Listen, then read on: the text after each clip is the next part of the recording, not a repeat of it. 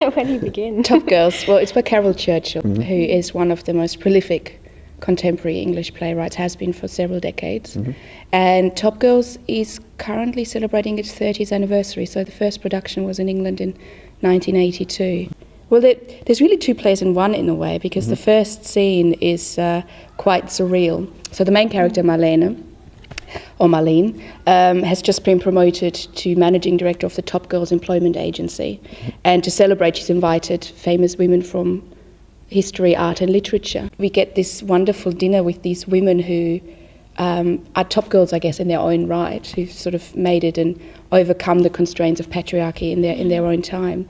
So I get to play Pope Joan, who allegedly was a female pope. Disguised as a man, she rose to the throne of St. Peter in the 9th century. I'm going to do a run this morning of that first scene. And it's like orchestrating, it's like conducting a fugue in music, because there's overlapping dialogue, and I believe Carol Churchill was one of the first to introduce that, and which in itself seems like quite a naturalistic device, but the effect is actually an estranging and distancing effect, because you kind of get all these conversations at once. It's kind of a dreamlike sequence. This scene then changes into the 80s, and then real life of Marlene, who was sort of dreaming this initially, and then you sort of see her world, and you sort of are introduced to the different sides of people who are affected by the Thatcher era, like people in the lower class, like myself and Antje play a couple of younger kids that are sort of affected by it, like they're very exposed to the nuclear war stuff that's sort of going on with the War of the Falklands and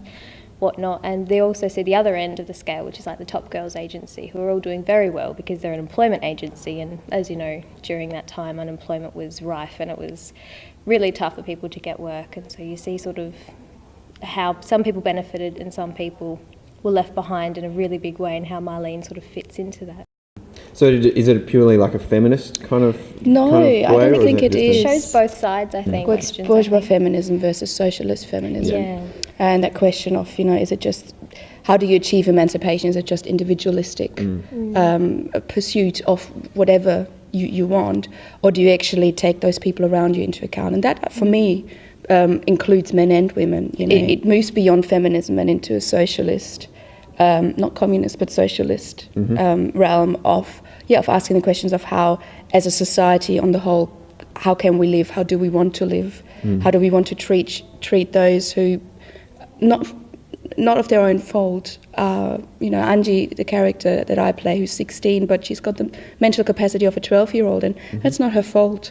That's, just the hand she's been dealt in life. And what happens to those people?